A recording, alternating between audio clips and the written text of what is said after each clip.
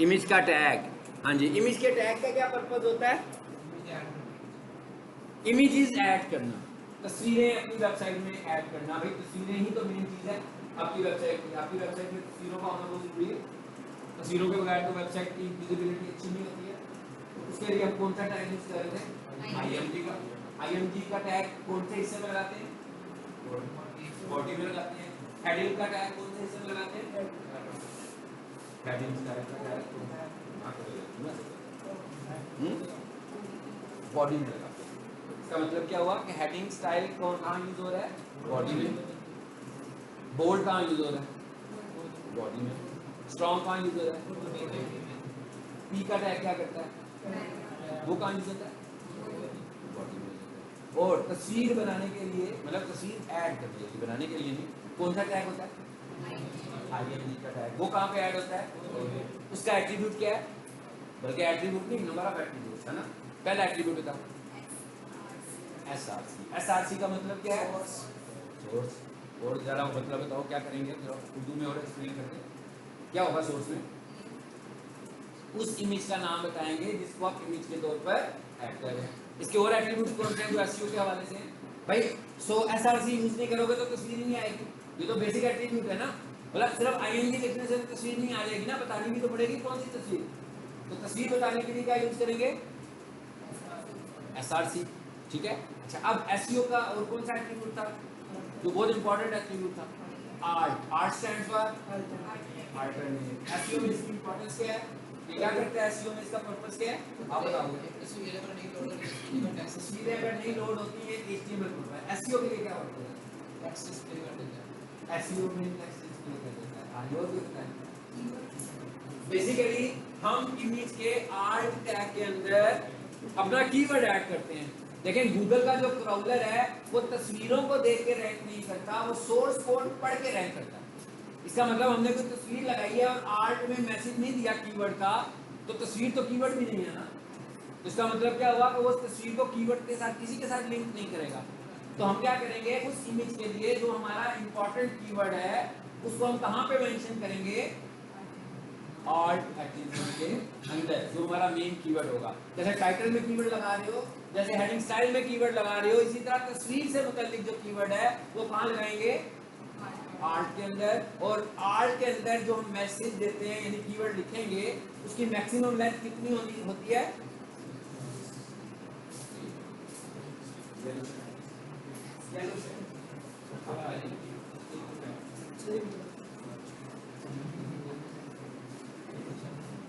वो खामोशी से आप लोग पढ़ रहे हैं।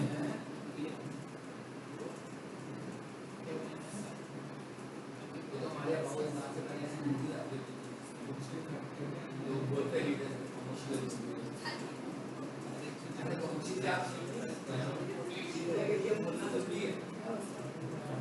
ये जरूरी नहीं है कि आप हर जगह सही बोले, लेकिन बोलना जरूरी है। गलत भी बोल सकते हैं, अगर बोलना जरूरी है तब आप सीखेंगे।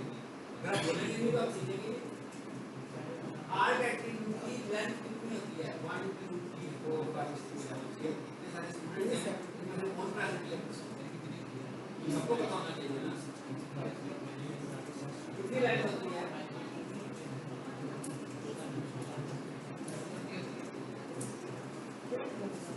मैं सन के स्टूडेंट से पूछता हूँ, मेरे पास है 160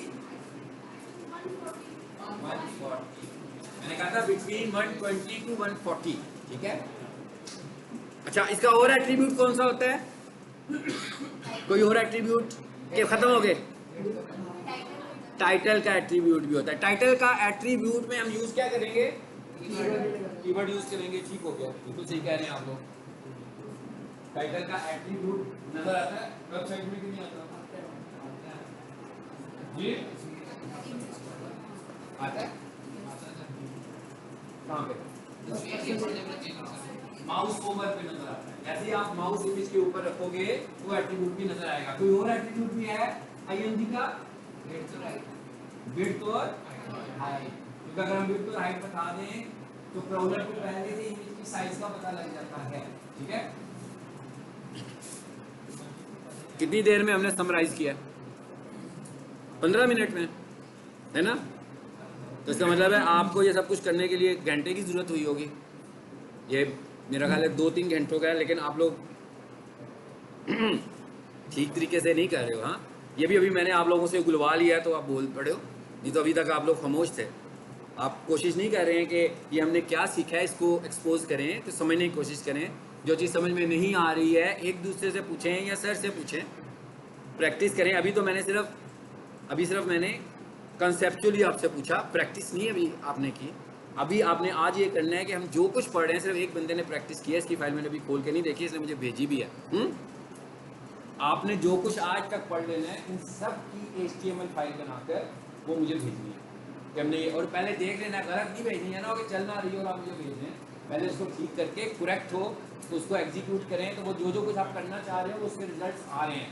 ताकि ये ऐसी चीज़ है जब तक आपके कॉन्सेप्ट स्ट्रॉन्ग नहीं होंगे आप SEO कॉन्फिडेंट होकर नहीं कर सकते, क्योंकि हर दफ़ा हमें टाइटल के साथ प्ले करना है, हर दफ़ा हमें हेडिंग स्टाइल के साथ प्ले करना है, बोल्ड, स्ट्रॉन्ग, इमेज, इन सब चीज़ों को हमें देखना है। लास्ट लेक्चर में हमने यहाँ तक बात छोड़ी थी और अब हमें इमेज के बहुत सारे फैक्टर्स का पता लग गया। लगा ना पता आपको इमेज ऑप्टिमाइजेशन के कौन कौन से फैक्टर्स हैं? इमेज ऑप्टिमाइजेशन के मैंने जो फैक्टर्स बताए थे वो क्या थे? नंबर 1, बोलते जाइएगा आप जरा, ठीक है ना? मैं कहता हूँ इमेज, नहीं वो छोड़ दें, वो तो टैग हो गया ना, अब फैक्टर्स की बात कर रहा हूँ मैं, ठीक है? नंबर 1 क्या? File name. क्या मतलब हुआ? फाइल नेम कैसा होना चाहिए?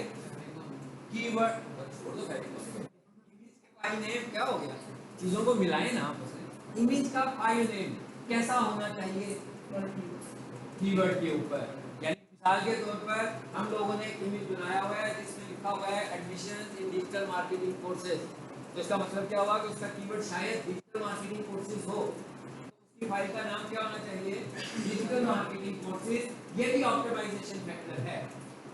नाम क्या हो? डिजिटल मार्केटिंग कोर्सेज, ये ऑप्टिमाइजेशन फैक्टर है। अब ये रखें डिजिटल मार्केटिंग कोर्सेज हम दो तरह से लिख सकते हैं। किस तरह? Digital space marketing space courses, ऐसे ही है ना?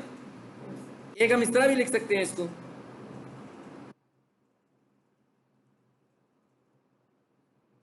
इतनी देर में मैं वैसे ही लिख लूंगा। डिजिटल, दोनों में क्या फर्क है? एक में स्पेस आ रही है और एक में डैश हाइफन आ रहा है बीच में। तो ये दूसरा फैक्टर क्या है कि आप अपनी फाइलों के नाम में स्पेस इस्तेमाल नहीं करेंगे। यानी इसका मतलब क्या हुआ कि ये नाम लिखने का ये गलत तरीका है, नाम लिखने का ये ठीक तरीका नहीं है। ठीक तरीका कौन से वाला है? This one is the way. इस तरीके से हमने अपनी फाइल को नाम देना। दो फैक्टर हो गए।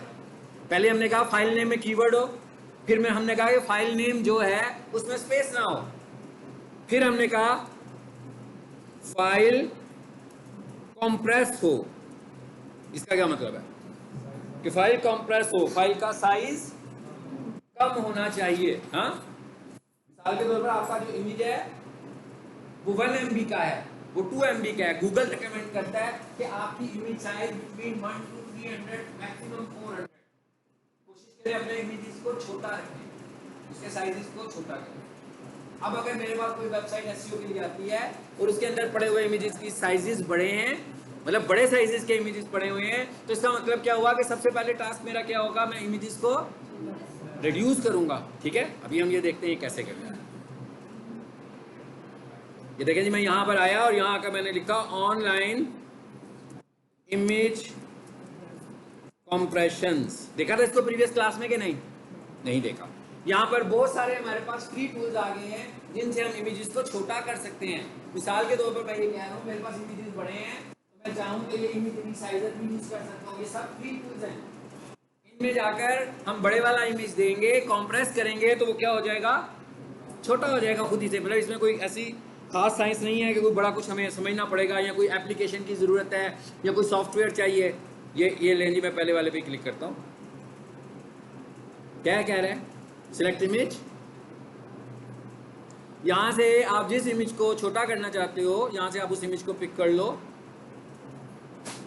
चलें जी, मैं यहाँ आया और यहाँ आके मैं कोई सा भी इमेज पिक कर लेता हूँ।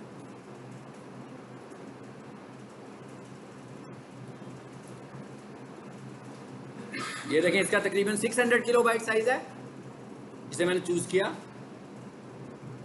ये आ गया, ये अपलोड हो रही है ना, ये कंप्रेशन होनी शुरू हो गई।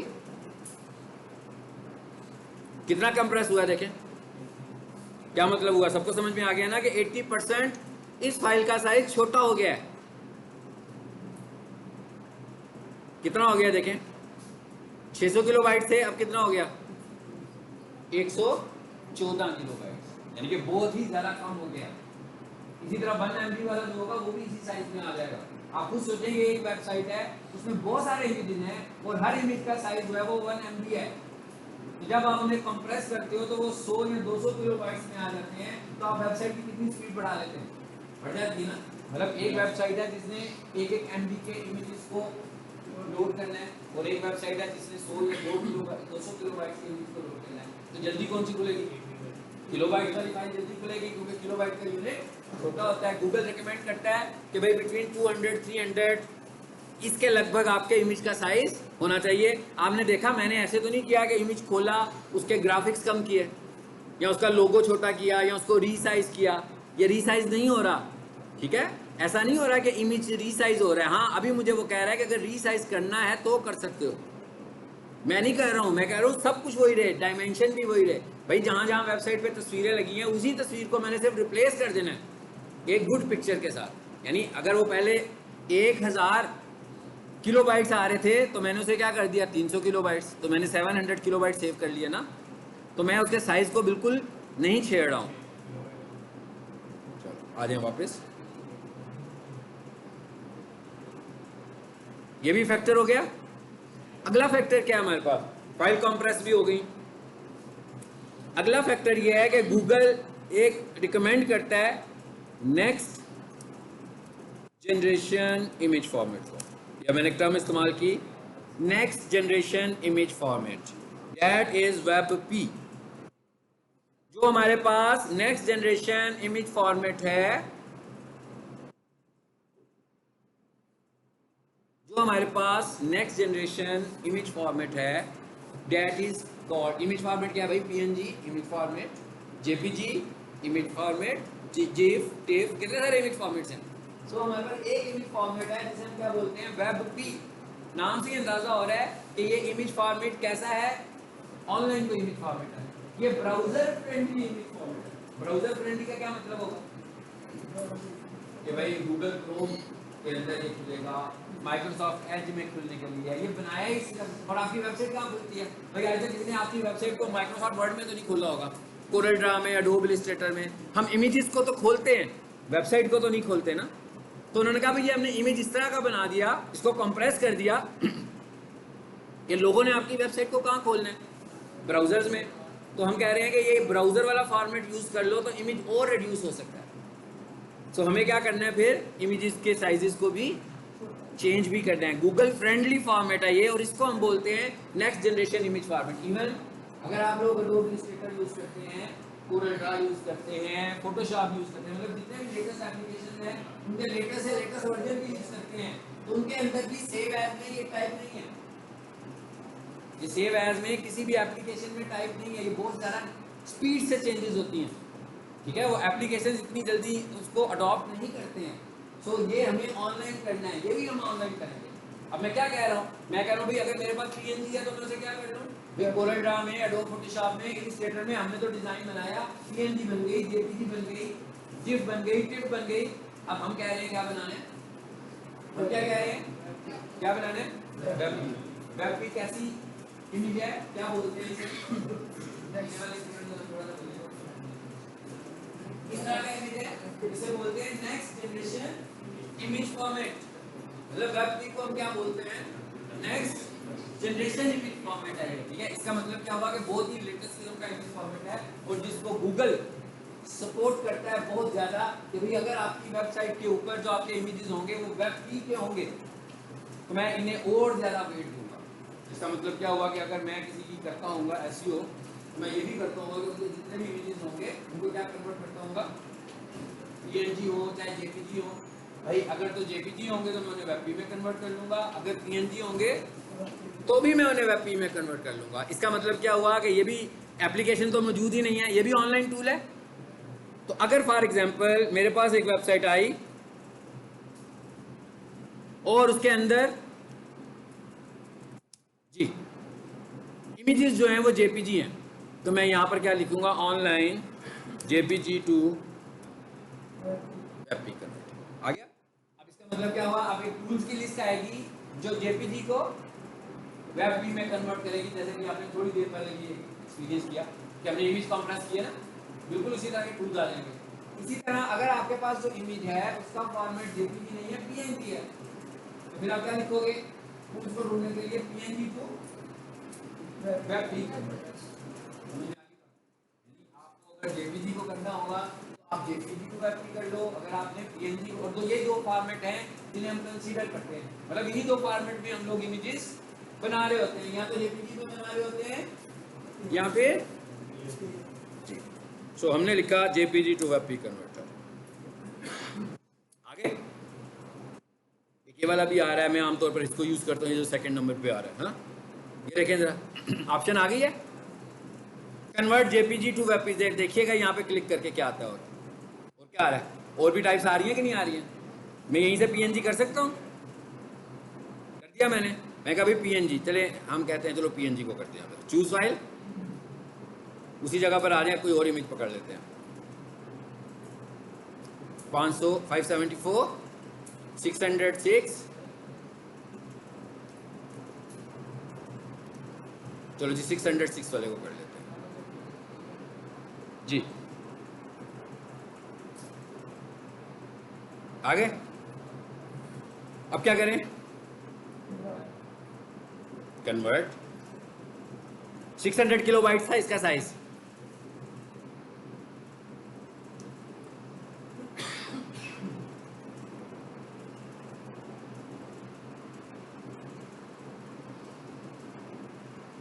कन्वर्ट होने दें,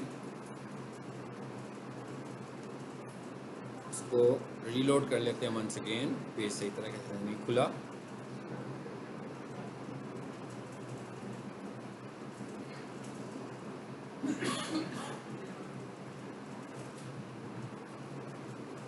ये बढ़िया जी, ये 900 किलोबाइट्स की है।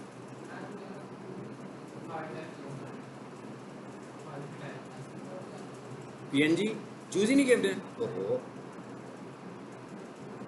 वेब भी कर लो। चलो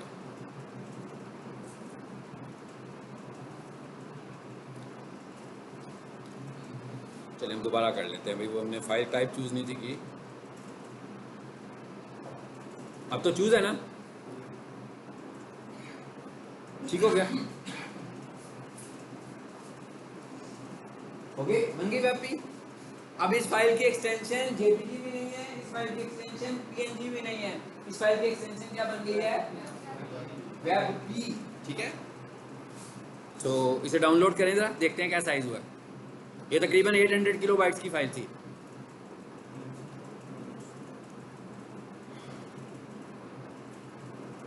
जी कितना हो गया, 131 किलोबाइट्स, कितना सारा रिड्यूस हो गया साइज।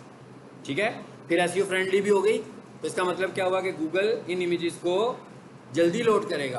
और एसईओ सिर्फ वेबसाइट की नहीं होती, इमेजेस की भी होती है। एसईओ सिर्फ वेबसाइट की नहीं होती, इमेजेस की भी वेबसाइट होती है, कि जब कोई बंदा गूगल इमेजेस खोले, वहां पे जाकर कोई कीवर्ड लिखे, तो जिस वेबसाइट के इमेज ज़्यादा अच्छे ऑप्टिमाइज हुए होंगे उसी के इमेजेस ऊपर आएंगे, उसी के इमेजेस रैंक में आएंगे।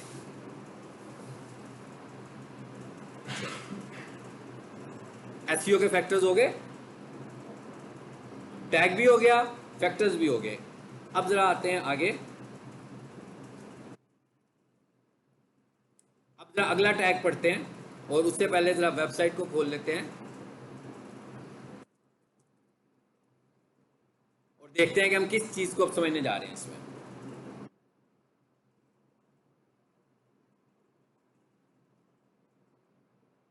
ये माउस इस पे रखा, क्या हुआ, हाइपरलिंक बन गया, बन गया ना हाइपरलिंक।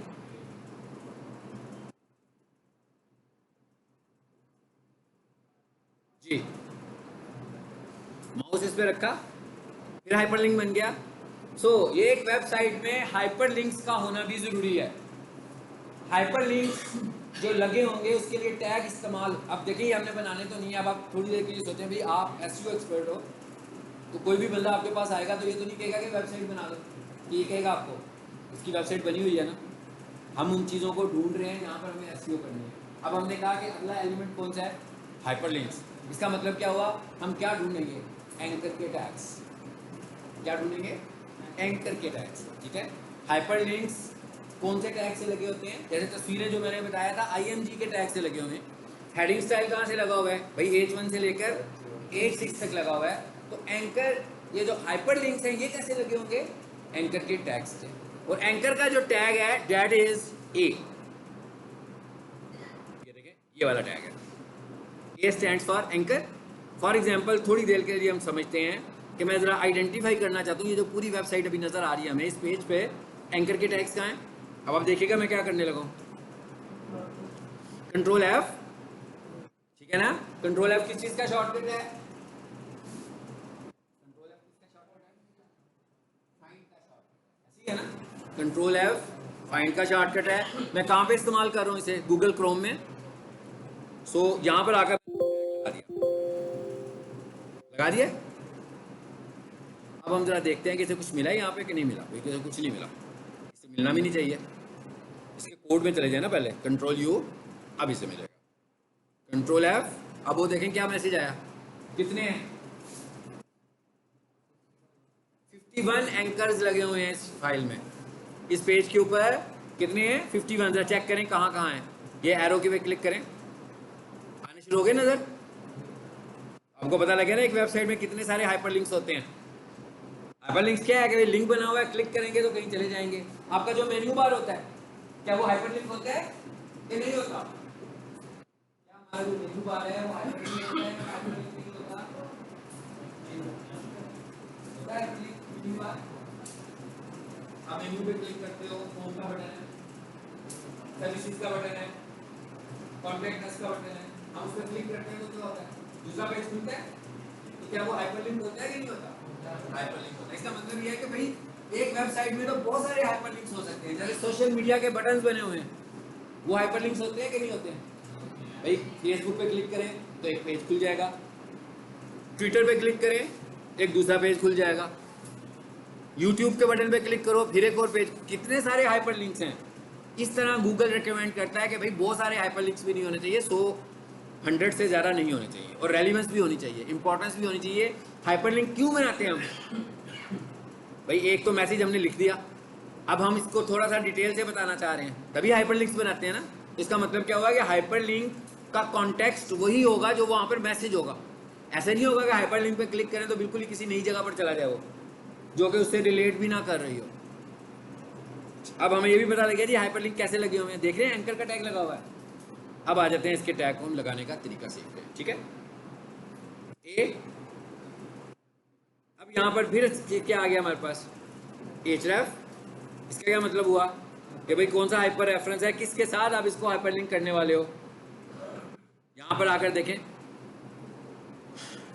हर हाइपरलिंक पे मैंने कोई ना कोई पेज दिया हुआ है कि नहीं दिया हुआ, लेकिन ये लाइव वेबसाइट है ना, तो वो लाइव वेबसाइट के हमने लिंक्स दिए हुए हैं। अभी हम प्रैक्टिस कर रहे हैं इसलिए हम ऑफलाइन देंगे, या मैं भी किसी लाइव वेबसाइट का दे सकता हूँ। बेशक हमारी फाइल लाइव नहीं है लेकिन हमारा हाइपरलिंक तो लाइव होगा ना। हम एक काम करें इसी का ही दे देते हैं, चलो जी मैं इस पूरे को कॉपी कर देता हूँ, कंट्रोल C, और यहाँ आए हाइपरलिंक हो गया। ये हम किसकी मुनासबत से देंगे, जो हमारी रिक्वायरमेंट होगी। अपना पेज का देना है, अपनी वेबसाइट का देना है, अपने फेसबुक पेज का देना है, अपने इंस्टाग्राम पेज का देना है, भाई किसी का भी दिया जा सकता है ना यहाँ पे लिंक तो। अच्छा इसका अगला एट्रीब्यूट है, देखें यहाँ पर भी देखें वेबसाइट में क्या है। इस पार्ट में तो कुछ भी नहीं आ रहा भाई एट्रीब्यूट, किसी और में जाते हैं जिसमें आ रहे हो एट्रीब्यूट्स।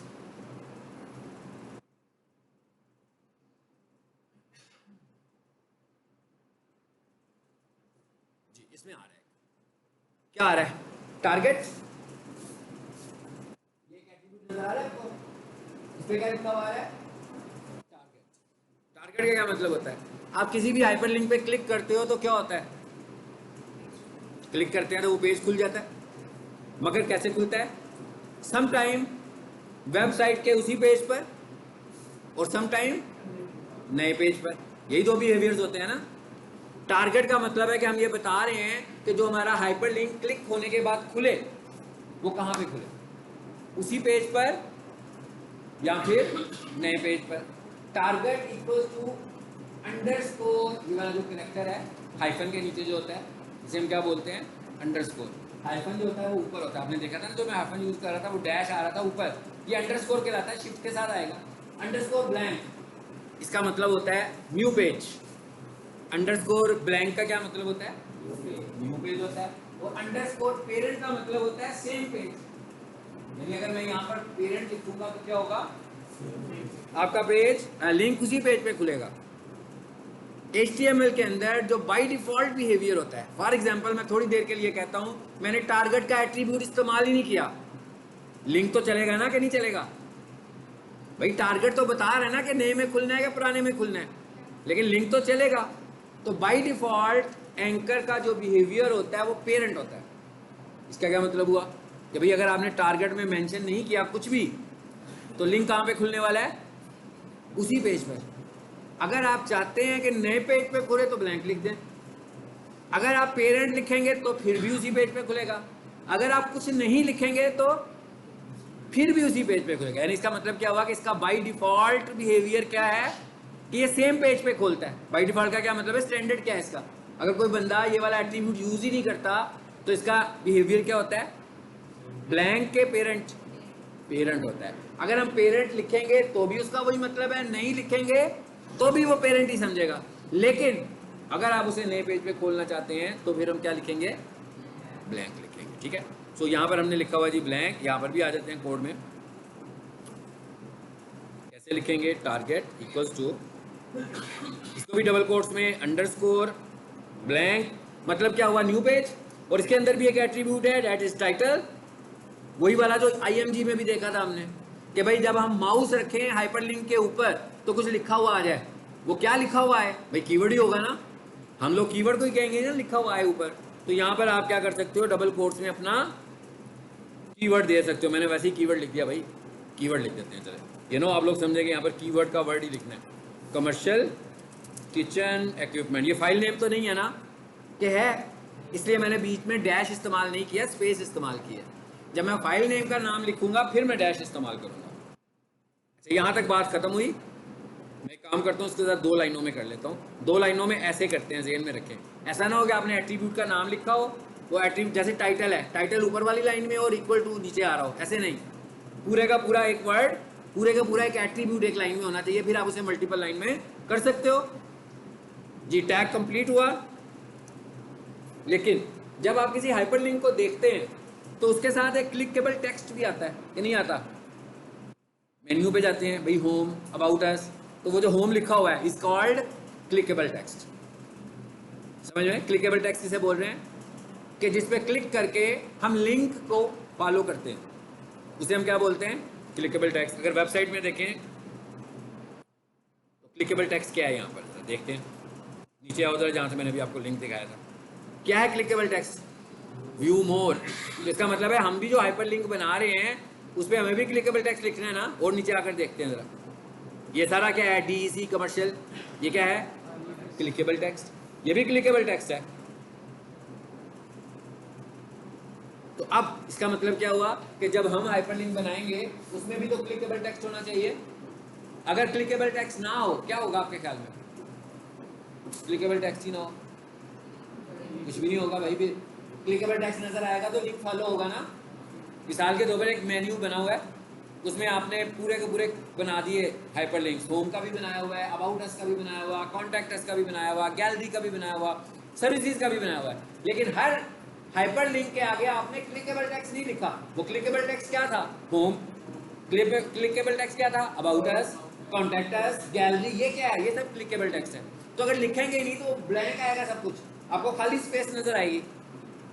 तो इसका मतलब क्या हुआ, क्लिकेबल टेक्स्ट बहुत जरूरी है ना लिखना।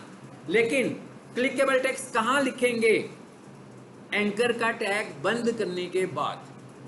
क्लिकेबल टेक्स्ट कहाँ लिखेंगे, एंकर का टैग बंद करने के बाद। मैंने बंद कर दिया, चलो जी मैं यहाँ पर कह देता हूँ, मैं इसका क्लिकेबल टेक्स्ट रख रहा हूँ कमर्शियल अब ये एंकर का टैग कंप्लीट क्लिकेबल टैग्स के बगैर नहीं कंप्लीट हुआ, अब कंप्लीट हो रहा है, तो इसका क्लोजिंग टैग लगा दें। क्लोजिंग टैग क्या है इसका? Slash A. चलो इसको भी जरा करके देख लेते हैं, बस यहाँ पे खत्म करते हैं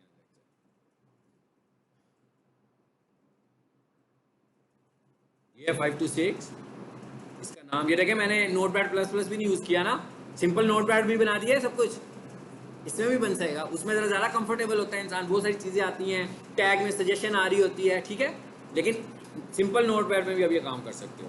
तो इसका नाम रख लिया जी मैंने anchor1.html। इसको इसका नाम सेव करने का ये तरीका है।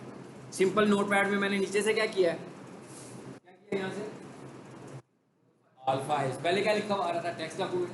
तो टेक्स्ट डॉक्यूमेंट तो नहीं बना रहे ना, हम क्या बना रहे हैं? HTML। तो हमें क्या करना पड़ता है नोटपैड में? पहले ऑल फाइल्स और उसके बाद ऊपर फाइल का नाम लिखें, साथ में एक्सटेंशन दे दें और इसको सेव कर दें। चलो इस फाइल को चलाएं, जरा देखते हैं क्या होता है।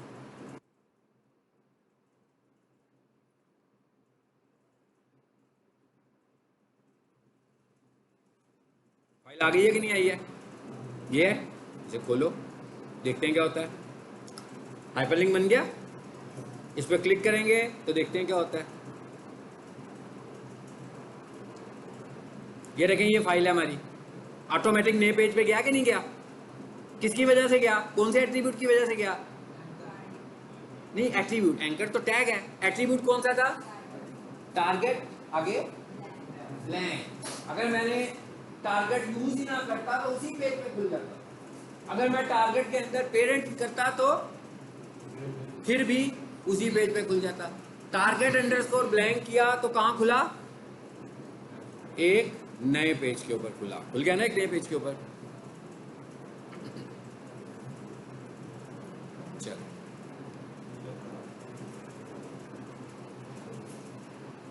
ले जी, आज के लिए इतना ही।